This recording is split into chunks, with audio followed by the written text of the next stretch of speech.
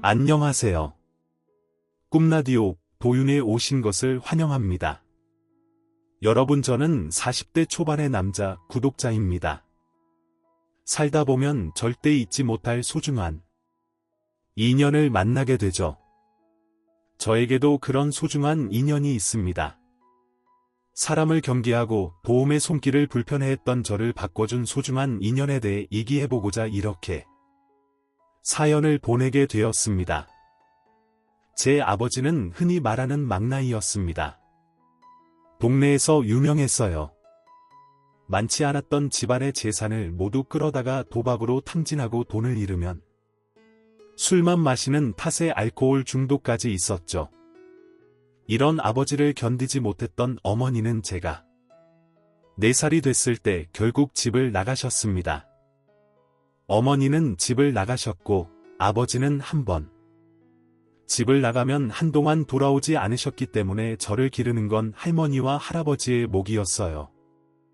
그 외에는 저를 돌봐주는 사람이 한 명도 없었습니다. 그래도 친구는 있었어요. 초등학교를 다닐 때 만나서 중학교까지 같이 간 절친한 친구가 있었죠. 친구는 준비물을 챙겨오지 못하는 저에게 자신의 준비물을 나눠주고 집으로 초대해서 함께 맛있는 걸 먹기도 했습니다. 미안해. 나는 너한테 줄 만한 게 없네. 부유한 친구와 달리 넉넉하지 않았던 형편에 저는 친구가 만족할 만큼의 무언가를 주지 못했습니다. 저에게 소중하고 귀중한 건 친구에게 흔한 것이었으니까요. 그렇게 중학교에 함께 올라갔고 중1을 같은 반에서 지내다 중학교 3학년 때 반이 나뉘게 되었습니다. 종례가 평소보다 늦게 끝나서 친구의 반으로 허겁지겁 달려가는데 기둥 코너를 돌려는 바로 그때 친구와 친구의 담임 선생님의 목소리가 들렸습니다. 민혁이를 잘 챙겨주는 게 참 기특해 아니에요. 선생님, 친구들끼리 이러는 건 당연하죠. 뭔가 이상한 기분이 들었지만 애써 그 기분을 지우고 아무것도 모르는 척 친구와 함께 하게 했습니다. 그런데 어느 날 아주 우연히 친구가 같은 반 아이들과 대화하는 소리를 듣게 되었어요. 야, 너 김민혁이랑 다니는 거 안 힘드냐? 그 새끼 거지잖아. 나는 친구가 화를 낼 줄 알았는데 그놈은 웃으며 이런 식으로 대답했어. 재미있지?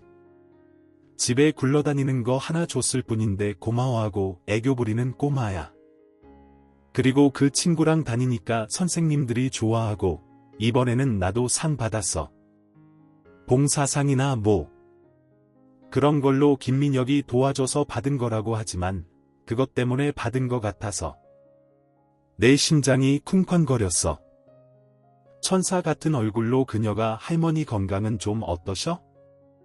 우리 엄마한테 부탁해서 보양식이라도 끓여달라고 할까? 시험 기간에 집에서 같이 공부하자고 엄마가 너를 데려오래라고 했던 내 친구는 이제 없었어. 자연스럽게 멀어져 버렸지. 그 친구는 내가 피하려고 했던 걸 이상하게 생각했겠지만 내게는 묻지 않았어. 그 친구에게 나는 그 정도의 존재였을 거야. 그런 일이 있고 나서 나는 사람에게 정을 줄 생각조차 하지 않았어. 또 다시 배신당하고 싶지 않았거든. 친구를 사귀지 않았을 뿐만 아니라 어른들의 도움도 원치 않았어. 아버지가 바로 그렇게 망나난 사람이었으니까. 어른들에 대한 기대감은 없었어. 아버지랑은 추억이라곤 없어. 아버지 이야기를 짧게 하자면 아버지는 표심도 부성도 없는 사람이었어. 할머니, 할아버지를 보고 싶어서 온 거라 말은 했지만 당연히 거짓말이었어. 할머니, 할아버지를 보고 싶어서 왔다고 말했을 때 마음이 약해지는 분들이 있어. 그런 거 있잖아. 아들인데, 하나뿐인 자식인데 생각 때문에 큰 소리 한 번 못 내는 분들이 많아. 내 조부모님도 그런 분들이었어. 하지만 나는 진작 알고 있었어. 할머니를 보고 싶어서 왔다는 말이 거짓말이라는 걸 말야. 아버지는 아들이 왔다며 밥을 차리는 할머니 목소리라도 한번 들어보고 싶어서 말을 걸었지. 할아버지는 그런 것에는 안중이 없고 집안 구석구석을 뒤지며 돈은 없는지, 돈이 될 만한 게 없는지 찾아보곤 했어. 할머니는 당당히 지갑을 열어 돈을 꺼내 주머니에 넣었습니다. 밥이라도 먹고 가야지. 다행이죠. 인사 없이 돈만 챙기고 생안이 나가는 경우가 참 많더라고요. 어느 날 아버지를 보고 화가 나서 할머니에게 이렇게 말했어요. 할머니, 화나지 말고 돈은 주지 마세요. 제가 없이 키워서 그래라고 하셔서 미안해서 그럴 수 없어요. 제가 조금 커서 할머니, 할아버지가 벌어온 돈을 제가 모았죠. 아버지가 찾을 수 없게 집안 구석구석에 숨겨두었어요. 할머니가 돈을 두시는 곳은 한정적이고 항상 같았는데 어느 날부터 돈이 보이지 않아서 집에 온 아버지는 엄청 화가 나셨어요. 엄마, 여기 돈 어딨어? 할머니가 기죽은 목소리로 거기 없어라고 대답했어요. 아빠가 돈 어딨냐고 할아버지는 아무 말 없이 고개만 가로저었어요. 저에게는 관심 없던 아버지가 오랜만에 저를 불렀어요. 야, 너 어디 있니? 빨리 말해. 난 몰라. 저는 말만 반복했죠. 할아버지, 할머니가 돈을 숨기고 안 줄 리가 없으니 범인은 제가 맞았어요. 아버지는 저를 붙잡고 돈 내놓으라고 했지만 없어요. 저는 눈을 크게 떴고 말했어요. 분노가 머리끝까지 치솟은 아버지는 저를 흠씬 때렸어요. 주변 사람들이 말려도 소용이 없었어요. 집안이 난리가 났고 옆집 어른들이 겨우 아버지를 말렸어요. 신고를 받고 온 경찰이 아버지를 데려갔지만 가족 문제라 훈방만 받고 일단락됐어요.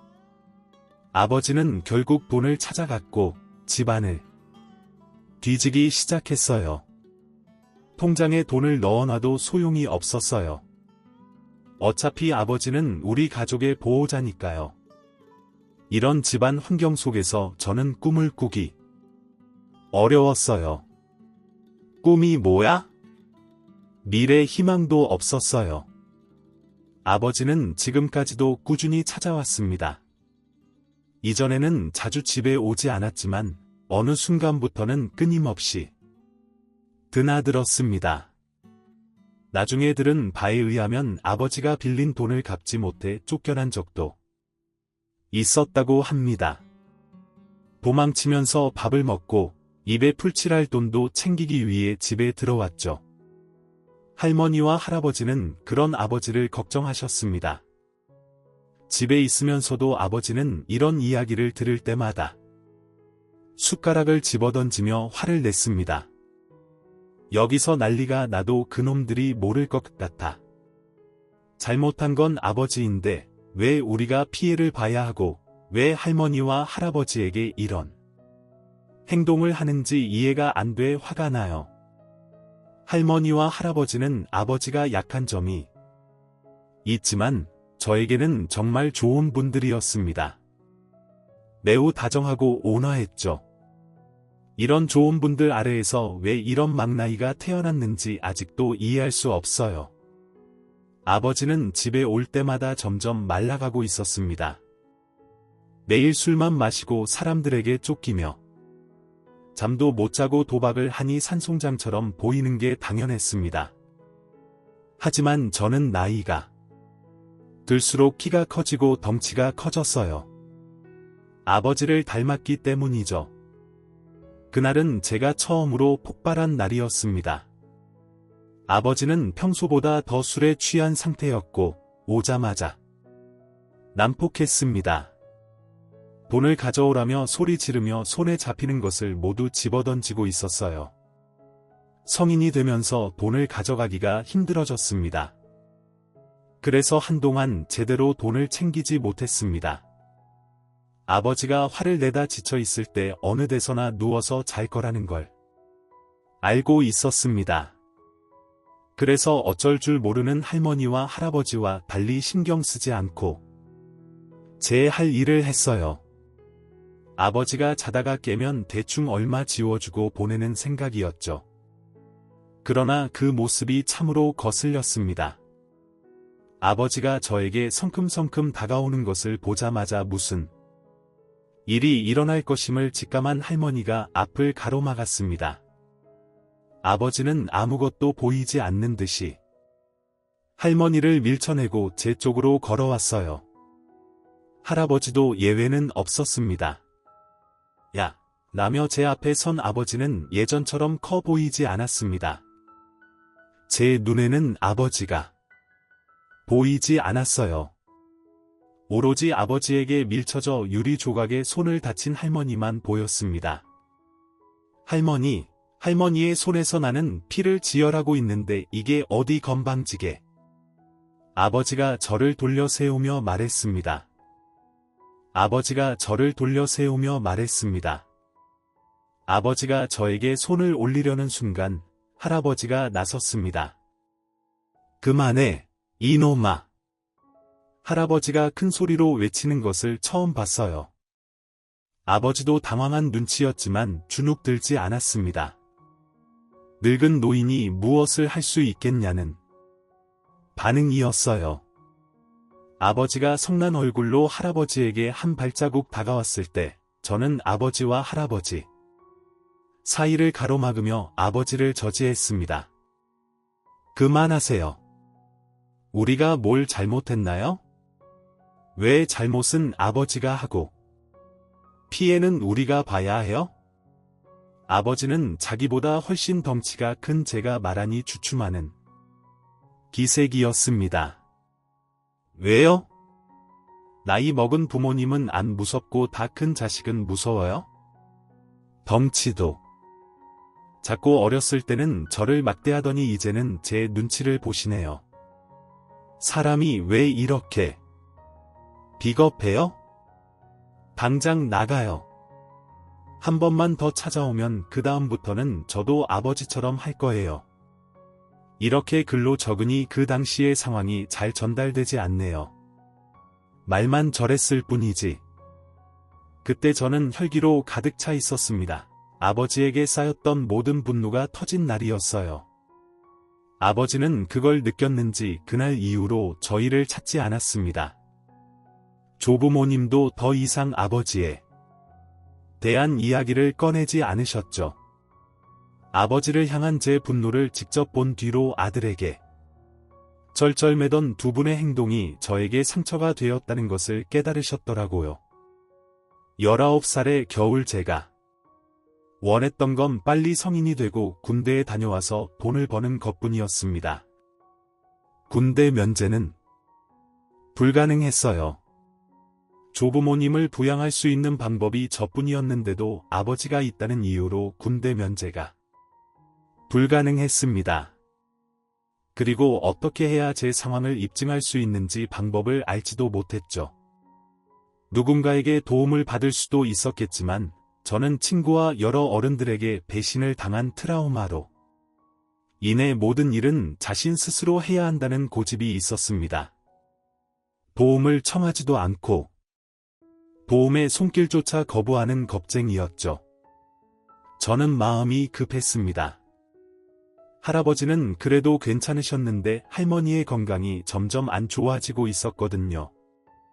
조금만이라도 입대를 늦추면 군대 안에서 할머니가 돌아가실 것 같았어요.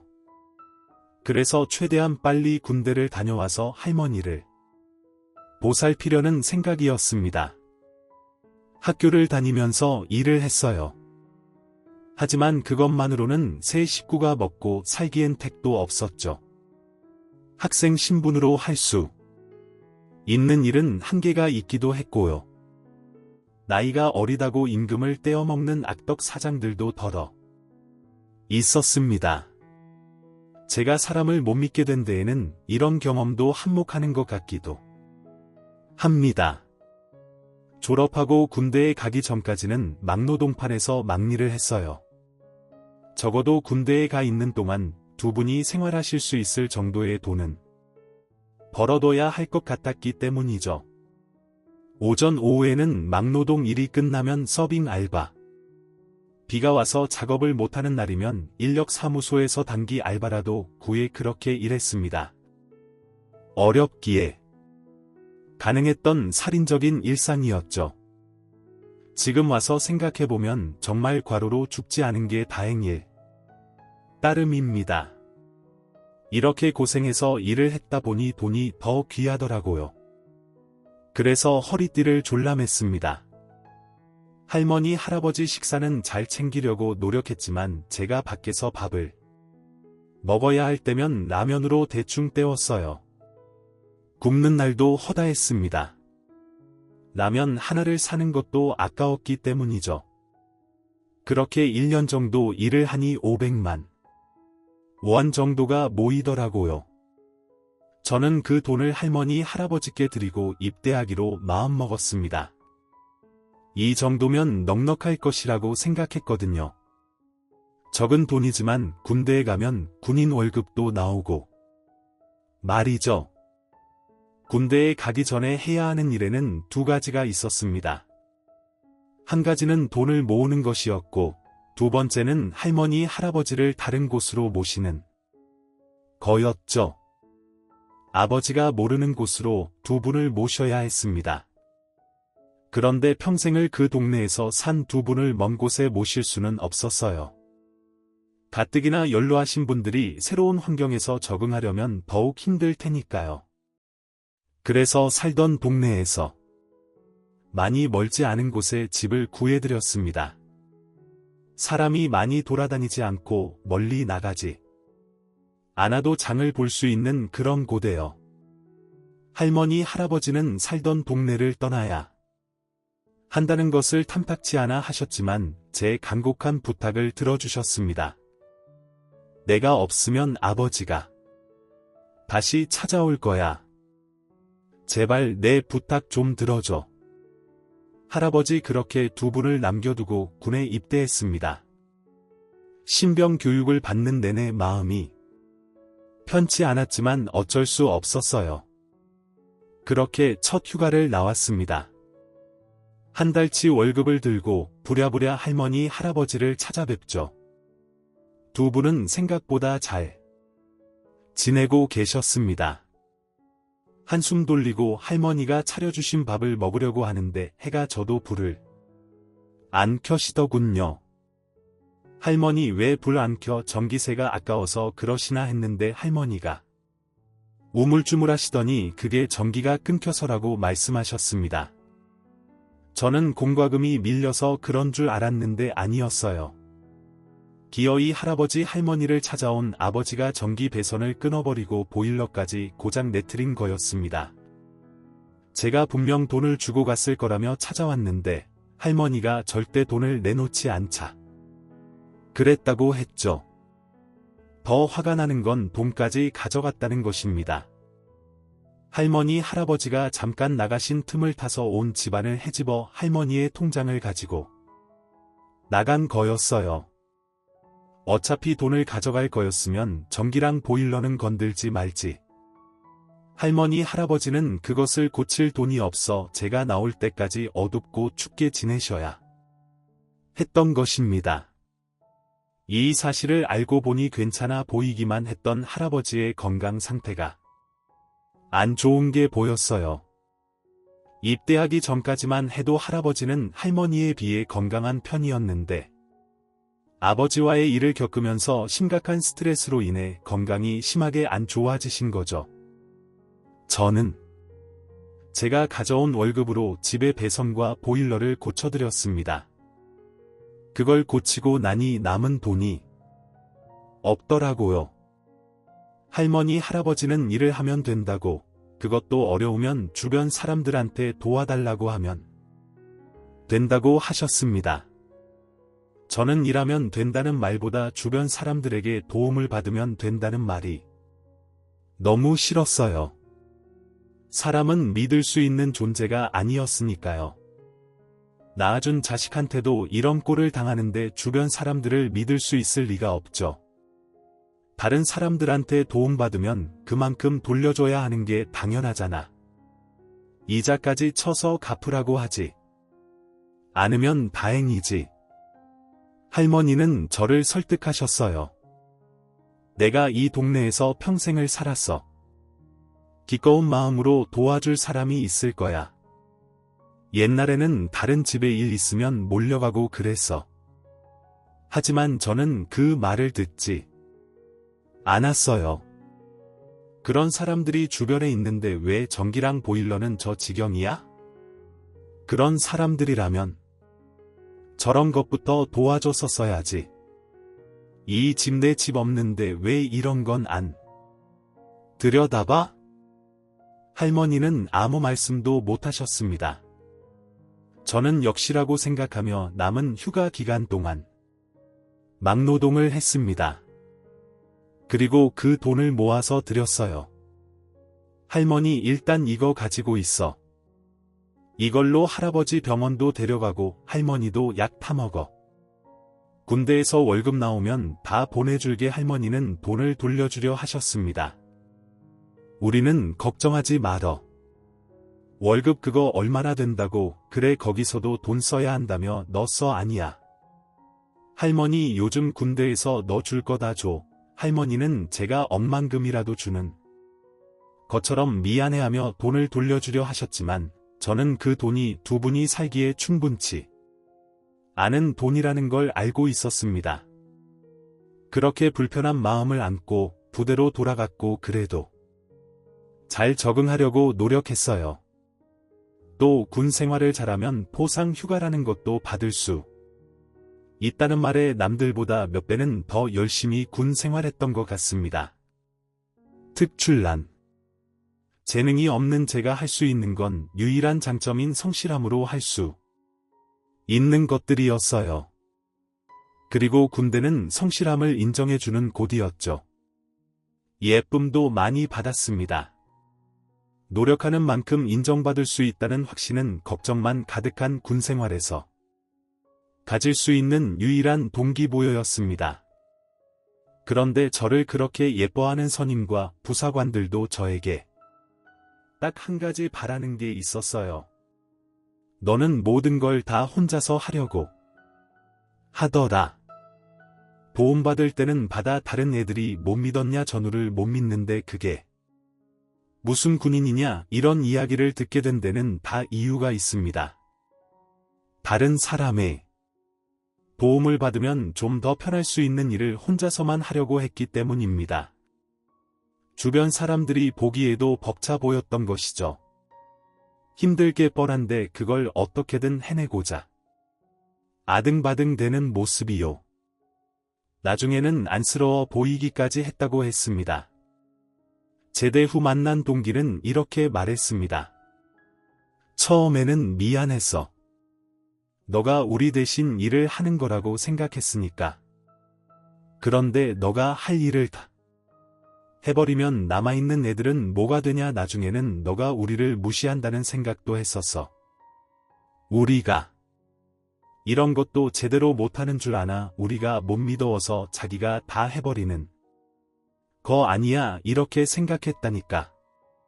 저는 제가 다른 사람들이 해야 하는 일을 대신해주면 좋아할 줄 알았습니다. 어쨌든 몸이 편하니까요.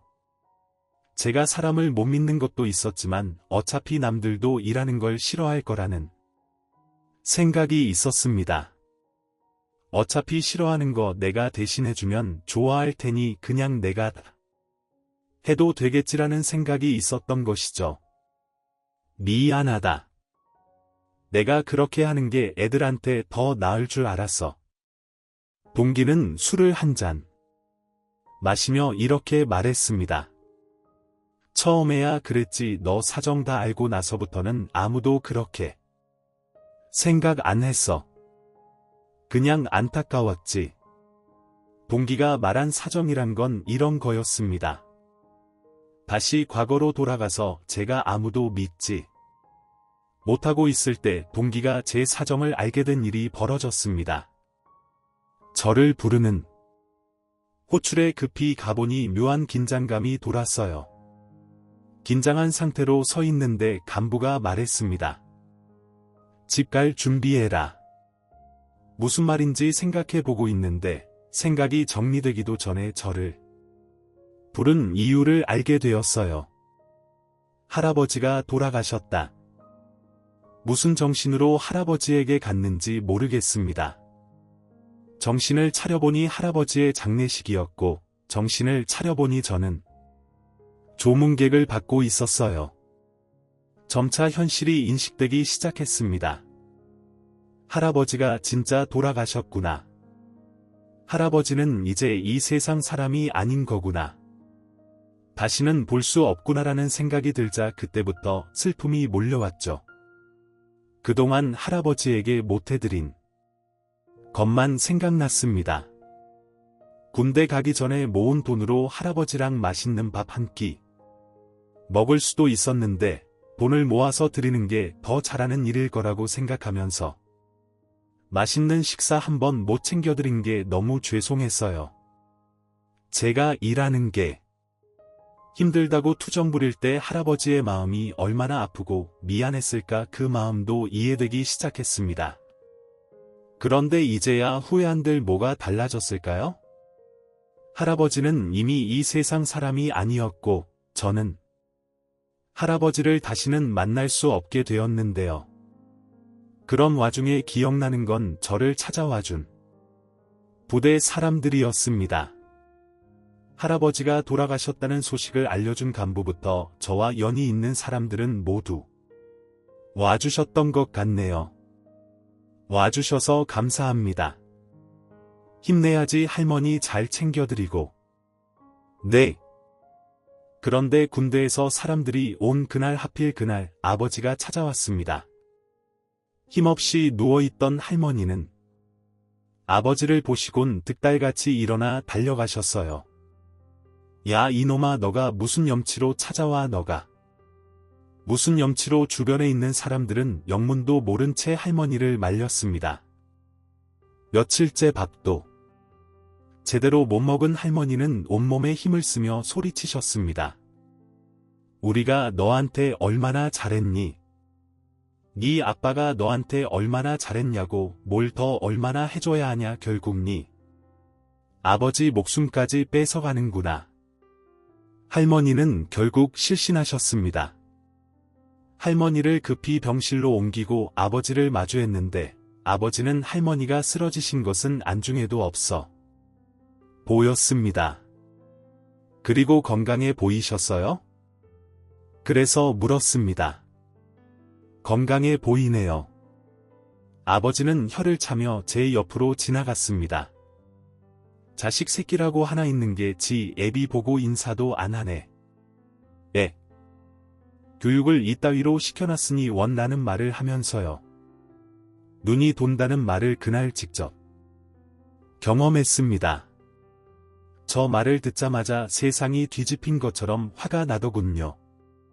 당신이 버리고 간 자식을 나이 많은 부모가 이렇게까지 키워놨는데 무슨 염치로 제 부모를 욕하고 나를 무시하느냐라는 생각이 들었지만 말로 표현할 수가 없었어요. 저는 그 자리에서 아버지를 돌려 세웠습니다. 무언가를 하려고 하는 그때 저를 막아서는 손들이 있었어요. 부대 사람들이었죠. 아무리 그래도 안 돼 놓으라면서 소리를 치고 울었던 것 같습니다. 지금 생각해보면 감사한 분들이죠.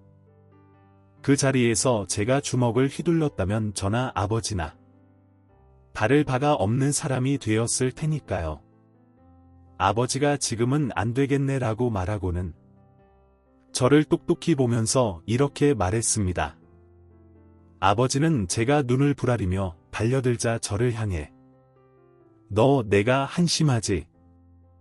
그런데 넌 이렇게 안 될 것 같냐? 네 몸에 흐르고 있는 그거 나랑 똑같은 거고 네 눈, 코, 입 다 내가 준 거야.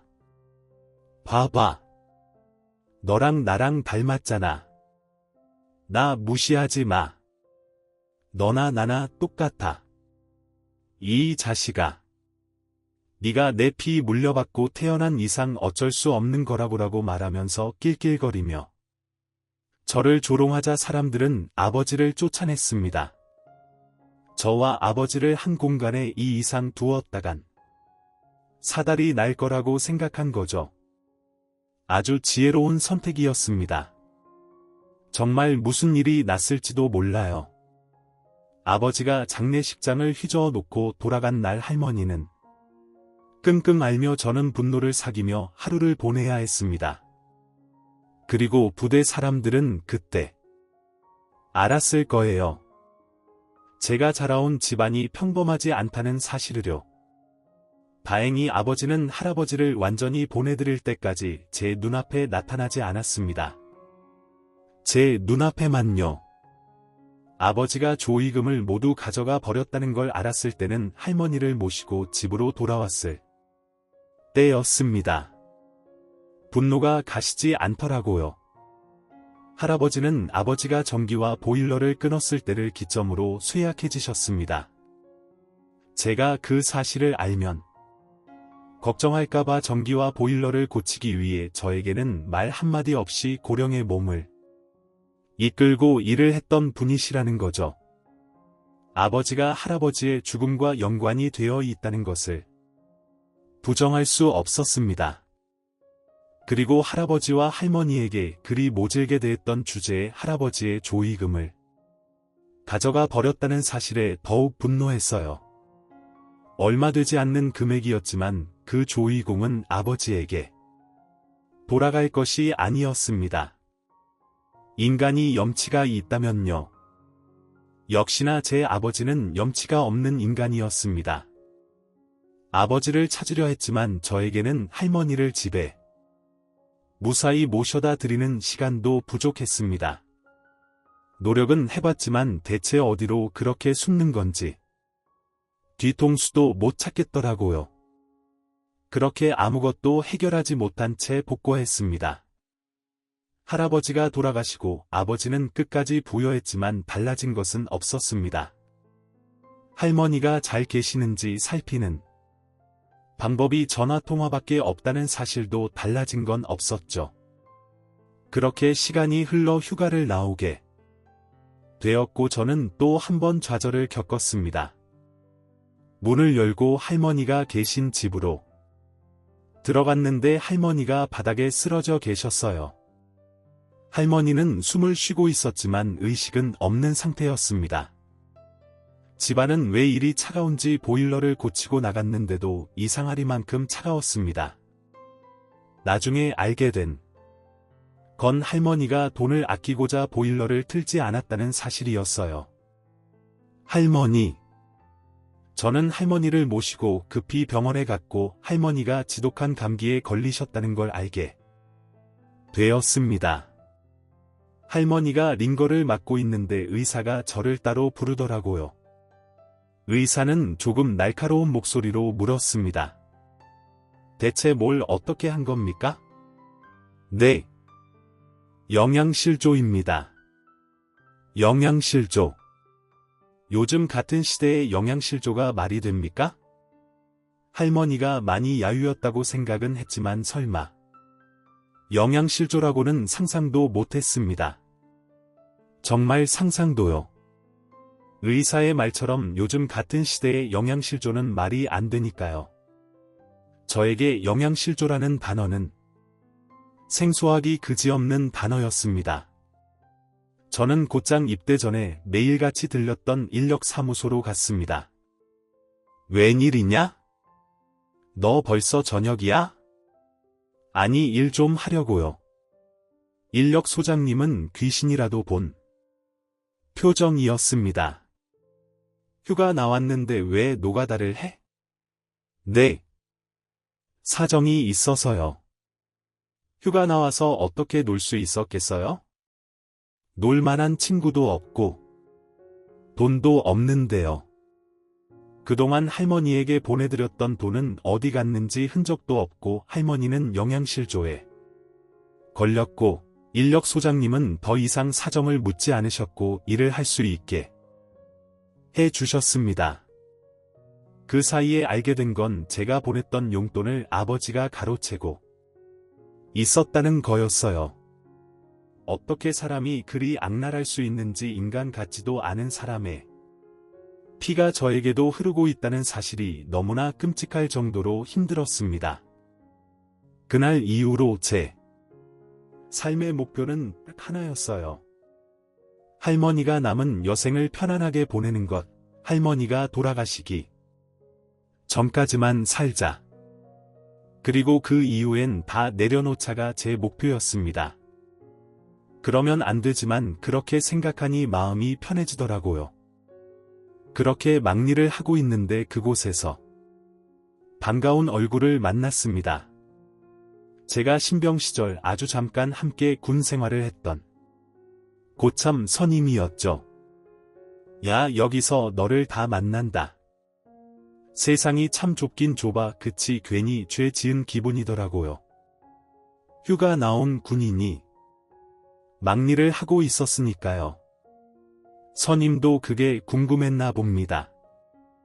당연하죠. 그런데 너 휴가 아니냐, 여기서 뭐해? 저는 애써 대답을 피했습니다. 그런데 선임은 집요했어요. 일이 끝나면 저를 졸졸 따라왔죠. 무슨 일 있냐니까. 무슨 일이길래. 어린 놈 얼굴이. 그래, 선임은 늦게 군대에 입대해서 저보다 7살이 많았습니다. 해외에서 유학을 하느라 입대가 늦어졌다고 했어요. 그래도 지금의 제 나이보다는 어리지만 그 나이의 선임은 지금의 저보다 성숙한 사람이었습니다. 저는 집요하게 물어오는 선임에게 그동안 있었던 일을 털어놓게 되었습니다. 처음엔 왜 휴가를 나와서 일을 하고 있는지를 얘기했어요. 그런데 대화를 하다 보니 어린 시절 이야기를 하고 있는 제 모습이 보였습니다. 처음으로 제 얘기를 누군가에게 자세히 털어놓았던 것 같네요. 선임을 다시 만나지 않을 거라는 생각에 마음 편히 얘기했던 것도 같습니다. 장난스럽게 능글거리던 선임은 제 이야기가 시작될 때부터 끝날 때까지 진지하게 얘기를 들어주었고, 모든 이야기가 끝나자 말하기가 힘들었을 텐데 말해줘서 고맙다. 얼른 할머니 뵈러 들어가 바라고 말해 주었습니다. 저는 그게 선임과의 마지막 날이 될 줄 알았어요. 그런데 할머니, 이거 뭐야? 제가 부대에 들어가기 전까지 누군가가 매일 생필품과 음식을 보내주었습니다. 할머니는 그저 모른다라고만 말씀하셨죠. 부대에 복고 하루 전 평소보다 일찍 집으로 향했습니다. 그리고 저희 집으로 가는 사람이 누군지를 지켜보았어요. 그 사람은 바로 제 이야기를 들어준 선임이었습니다. 대체 왜라는 생각이 머리 위를 둥둥 떠다녔고, 저는 저희 집에서 나오는 선임을 붙잡았습니다. 선임은 매우 놀란 눈치였습니다. 야, 그게 뭐 너가 불쌍하다거나 그런 건 아니고 내 얘기 들으니까 우리 할머니가 생각나서라며 묻지도 않은 변명을 했죠. 저는 그 모습에 화가 난 게 아닌데도요. 막일을 경험 삼아 하는 선배의 할머니가 저희 할머니와 같지 않다는 걸 알면서도 화가 나지 않았는데도 말이죠. 왜 도와주십니까? 저랑 인연이 깊은 것도 아니고 신병 때 잠깐 군 생활한 게 다인데. 선임은 한숨을 푹 쉬며 이렇게 말했습니다. 너 아직도 이러고 있었냐? 너 처음 들어왔을 때 도움 좀 받고 살라고 했지 댕하는 종소리 같은 게 들리더군요. 선임도 그 말을 해준 사람 중 하나였습니다. 군 생활 좀 하면 나아졌겠거니 했는데 넌 들어왔을 때부터 신경 쓰이는 놈이었어. 나보다 한참 어린 게 죽을 상을 해가지고 한숨이나 푹푹 쉬고 무슨 일이 있냐고 하면 말하지도 않고 강박증 있는 것처럼 모든 일을 혼자 해내려고만 하고 그런데 너 얘기 들어보니까 알겠더라. 알 수 없는 생각들이 머리에 떠올랐다가 사라지길 반복했습니다. 그렇게 신경 쓰이던 놈이 내 눈앞에 딱 나타나더니 그런 사정을 이야기하는데 어떻게 가만히 있을 수가 있겠어? 나 어차피 얼마 뒤면 한국 떠나 넌 이제 복귀지. 그 전까지는 내가 잘 보살펴드릴 테니까 걱정하지 마. 저는 이 말을 들었음에도 불구하고 고집을 꺾지 못했습니다. 감사했고 그렇게 하고 싶다는 마음이 가슴속에서 일렁였지만 이를 꽉 깨물고 말했어요. 저는 괜찮습니다. 평소 온화했던 성격으로 인망이 두터웠던 선임은 처음으로 목소리를 높였습니다. 너 지금 방법 있어? 너 복귀하고 나니까 할머니 영양실조였다며 영양실조 고집 좀 부리지 마. 세상 혼자 사는 거 아니야. 너가 얼마나 상처받고 힘들었는지 아는데 너가 할머니를 그만큼 위하고 사랑하면 할머니에게 최선의 선택을 해. 너 이거 너 욕심이야. 손님과 헤어지고 난 뒤 부대로 복귀하고 나서도 그 이야기가 맴돌았습니다. 너 욕심이야. 한 번도 생각해 본 적 없는 말이었습니다. 생각해 보니 선임이 말이 맞더라고요. 저는 제 욕심으로 상황을 이렇게 만든 거였습니다. 할머니에게 너무 미안해서 그동안 혼자서만 버티고 살아온 시간이 너무 억울해서 나 자신 외에는 그 누구도 믿지 못하게 만든 이 세상이 미워서 아직도 어디선가 방탕하게 살고 있을 아버지가 미워서 이불을 덮고 끄 울었던 것 같습니다. 그리고 그때 저와 함께 지내던 사람들은 제 울음소리를 들었음에도 침묵해 주었습니다. 얼마 뒤 대대장님의 호출이 있어 급히 대대장님에게 가게 되었어요. 왜 저를 콕 집어서 따로 보자고 하셨는지 감이 잡히지 않았지만 갔습니다. 긴장감을 가지고 만난 대대장님은 저를 앉히시고는 차 한 잔을 주시며 말씀하셨습니다. 얘기 들었다. 사정이 많이 안 좋다고 그동안 할머니를 살뜰히 챙겨주었던 선임이 다시 유학길을 떠나면서 군대에 이 사실을 알린 것이었죠. 군 생활을 잘했기 때문에 가능한 일이었습니다. 한 번 이야기를 털어놓고 나니 두 번은 쉽더라고요.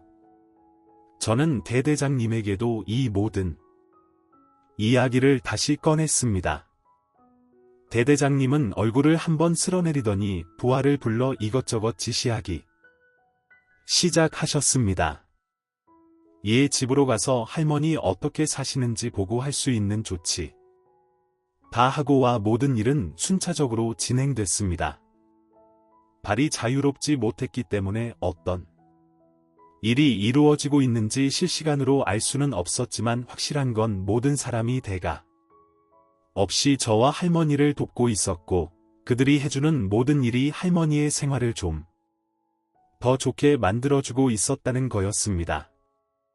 간부들이 한 가장 첫 번째 일은 아버지의 주민등록을 말소하는 것이었습니다. 아버지가 사라지니 할머니가 정부에서 주는 보조금을 받을 수 있게 되었어요. 그리고 사회복지사를 연결해 주어 할머니가 전문적인 도움을 받을 수 있게 해주었습니다. 아버지로부터 위협을 받고 있다는 것을 알고 요양원에 모실 수 있도록 방법도 찾아주셨습니다. 이후엔 특별외출을 허락해 주어 할머니를 만날 수 있게 해주었습니다.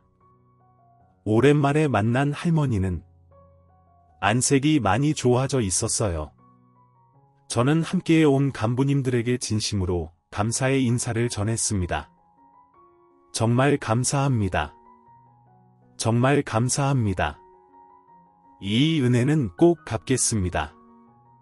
그때 또 한 번 이런 얘기를 들었어요. 은혜 갚으라고 한 거 아니야. 정 갚고 싶으면 나 말고 다른 도움이 필요한 사람한테 갚아. 그때 제 마음속에 큰 변화가 생겼던 것 같습니다. 세상은 살만하다고 아직 믿을 만한 사람이 많다고 그리고 그동안의 내 고집으로 인해 할머니가 참 고생하셨다고요? 과일을 깎고 계시던 할머니에게 갔습니다. 잠깐만 기다려라. 이제 다 깎았어.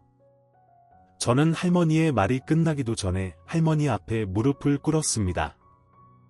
곁에 있던 모든 사람들이 깜짝 놀랐어요. 할머니는 기겁을 하시며 왜 이러냐 얼른 일어나라고 저를 일으키려 하셨습니다. 저는 고개를 저으며 할머니 내가 미안해 그동안 잘못했어요라고 말했고 어느새 제 얼굴은 눈물범벅이 되었습니다. 할머니는 다 안다는 듯이 저를 꼭 껴안았고 저희는 한참 동안 함께 울었습니다. 한참 눈물을 흘리고 나서야 제 진심을 말씀을 드릴 수 있었습니다.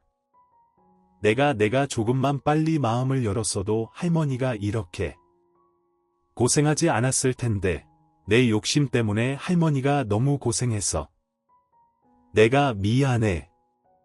할머니 내가 조금만 더 빨리 깨달을 걸 내가 또다시 울컥하는 감정을 다스리는데 할머니가 이어서 한 말은 결국 또다시 눈물을 흘리게 만들었습니다.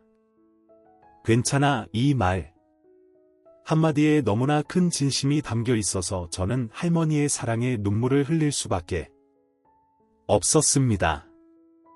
그리고 할머니는 이렇게도 말씀하셨어요. 내가 네 애비를 못나게 키워서 애먼 너가 고생했어. 네 아버지가 들어오는 날이면 눈치 보여서 잠도 못 자는 걸 보면 얼마나 마음이 아팠는지 그래도 자식이라 끊어내지 못한 못난 할미 때문에 그래서 너가 이렇게 세상을 믿지 못하게 된 것 같아서 내 마음이 평생 불편했다. 그런데 이제라도 좋은 사람들을 만났으니 얼마나 다행인지 할미는 괜찮아. 할미는 너만 행복하면 돼. 내 새끼 안쓰러워서 어쩐 후 짧은 외출을 끝내고 부대로 복구하는데 제 인생을 통틀어 그렇게 마음이 편한 날이 없었던 것 같습니다. 복귀하고 나서도 할머니의 근황을 자주 들을 수 있었어요. 모두가 제 편의를 봐준 덕분이었죠. 이 일을 기점으로 달라진 것이 하나 더 있다면 저보다 2살 많은 동기가 저에게 공부를 가르쳐주기 시작한 거였습니다. 사범대학을 다니는 동기가 제 사정을 어깨 넘어 듣더니 조심스럽게 수능 준비를 제안한 것이었어요. 제대로 하고 취업을 하려면 못해도 전문대는 나와야 한다는 생각에 전문대를 목표로 수능을 준비했습니다. 일과 시간이 끝나면 매일같이 공부만 했죠. 그 동기와는 지금도 연락을 하고 지냈는데 만날 때마다 감사 표현을 하고 있습니다. 그때는 형도 어렸는데 일과 끝나면 쉬고 싶지 않았어요. 이렇게 물을 때면 동기 형은 웃으며 이렇게 말합니다. 야 임마 너 가르치는 게 쉬는 거였어. 나 사범대 다니는 중이었잖아. 교수법 실습도 해보고 좋다 싶었지. 간부들은 저와 할머니를 도와준 걸 일회성으로 끝내지 않았습니다. 돌아가면서 할머니를 뵈러 가주었고 그때마다 필요를 채워주었으며 저에게 할머니의 근황을 들려주기도 했습니다. 대대장님과 면담하는 날 이렇게 물었습니다. 저는 솔직히 이렇게까지 잘해주실 줄 몰랐습니다. 한 번만 도와주셔도 감사했을 텐데 이렇게 과분한 은혜를 입어도 되는지 모르겠습니다. 대대장님도 이렇게 말씀하셨습니다. 한 번 전우는 영원한 전우고 부하를 챙기는 건 대대장의 몫이다. 군대는 제 인생의 터닝 포인트가 되었습니다. 사람을 불신하던 제 모습은 이제 없었어요. 어느덧 시간이 흘러 제된 날이 되었고 모두에게 인사를 건네고 문을 나서려는데 함께 생활하던 전우들이 봉투를 내밀었습니다. 뭐냐? 황 병장님 그동안 감사했습니다. 이건 감사의 표현입니다. 꼭 받아주시면 좋겠습니다. 대체 뭐가 들었나 싶어 열어보려는데 꼭 부대 밖을 나가서 보라고 하더라고요. 편지라도 쓴 건가 싶어 작별 인사를 남기고 밖으로 나섰습니다. 버스를 타고 이동하면서 봉투를 열어보았는데 그 안에 있는 건 돈이었습니다. 사내 녀석들답게 짧게 남긴 편지에는 자신들의 월급을 쪼개서 모았다며 이렇게 적혀 있었습니다. 매일같이 공부하시는 모습 보고 많이 배웠습니다. 시험이 얼마 남지 않은 것으로 알고 있습니다. 시험 볼 때까지만이라도 공부에 집중하셨으면 하는 마음을 담아 조금씩 모았습니다. 꼭 받아주시면 감사하겠습니다. 제대하면 후임이 아니라 동생으로 뵐 수 있으면 좋겠습니다라는 내용이었어요. 입대하기 전이었다면 당연히 거절했겠지만 많은 사람들의 도움을 넘치게 받은 그때는 더 이상 그 호의를 무시하지 않았습니다. 감사하게 받아들이고 열심히 공부했어요. 그리고 수능을 치렀습니다. 그리고 전문대에 입학을 했죠. 졸업장을 가지고 작은 회사의 사무직으로 들어갔는데 제 가장 큰 장점인 성실함과 여러 가지 일을 하며 배운 일머리를 인정받아 관리직까지 올라갔습니다. 회사의 규모가 커지면서 다른 회사랑 합쳐졌는데 실무를 잘 아는 사람이 필요한 위치에 제가 발탁되었습니다. 지금도 성실히 일하며 실적을 내고 제 위치를 높여가고 있죠. 그리고 이렇게 번 돈을 가지고 저와 비슷한 어려움을 겪고 있을 아이들을 돕고 있습니다. 제 아내와 함께요. 제가 가정을 꾸렸다면 놀라실까요? 저는 가정에서 받은 상처가 있기 때문에 가정을 꾸리는 것에 굉장한 부담감을 가지고 있었습니다. 그런데 저에게 좋은 남편과 아빠가 될 수 있을 것이라 말해주는 좋은 사람을 만나 가정을 꾸렸습니다. 아버지 복은 없어도 아내 복은 차고 넘친다 생각합니다. 이 또한 참 감사한 일이죠. 할머니는 언제 그런 고생을 했냐는 듯 건강하게 지금도 살아계십니다. 양로원에서 또래 친구들도 만나시고 행복한 인생을 살고 계신다고 말씀하고 계세요. 그 연세에도 잘 지내시는 모습을 보면 다행이라는 생각이 들면서도 종종 할아버지 생각이 납니다. 지금까지 살아계셨으면 할머니와 함께 행복하셨을 텐데 자꾸 못해드린 것만 생각나네요. 물론 할머니는 이 얘기를 들으면 경을 치시겠죠. 이쯤 되면 아버지 이야기가 가장 궁금하실 것 같습니다. 결론부터 말씀드리자면 아버지는 제가 제대한 지 얼마 안 되어서 돌아가셨습니다. 그렇게 저희를 괴롭혀놓고 허망한 마지막을 맞이하셨더라고요. 모두가 엇보라 말하는 마지막이었습니다. 쓸쓸하게 눈을 감은 아버지를 보러 갔을 때 통쾌함 같은 건 없었습니다. 그냥 어딘가 허탈한 마음이 들었어요. 안타까운 마음이 들기도 하고 대체 어쩌다 인생이 이렇게 되었을까 싶기도 하고 아버지가 저를 낳은 나이보다 훨씬 나이 든 저는 아버지가 돌아가셨다는 사실을 주변에 알리지 않고 조용히 잔잔하게 아버지를 보내드렸습니다. 할머니는 며칠간 말씀이 없으셨지만 금방 회복하셨어요. 제가 아이를 낳고 나니 할머니의 마음이 조금은 이해되네요. 할머니는 말씀은 안 하시지만 마음속에 여전히 큰 돌덩어리를 안고 계실 것입니다. 이렇게 길게 제 이야기를 풀어서 써놓고 보니 참 다사다난한 인생이었다는 생각이 듭니다. 그리고 저도 모르는 사이에 정말 많은 사람들의 도움을 받았다는 생각이 드네요. 살다 보면 과거에 대한 후회와 현재에 대한 걱정으로 인해 내일을 살지 못하는 경우가 많은 것 같습니다. 과거의 저처럼요. 지금도 가끔 과거를 후회하고 현재를 걱정하지만 그러지 않기 위해 노력하고 있습니다. 아마 할머니도 이런 마음이겠죠. 자식을 제대로 기르지 못했다는 죄책감에 빠져 있지 않고 미래를 살아가기 위해 노력하시는 것이겠죠. 이 이야기를 아무렇지 않게 풀어낼 수 있어서 참 다행이라고 생각합니다.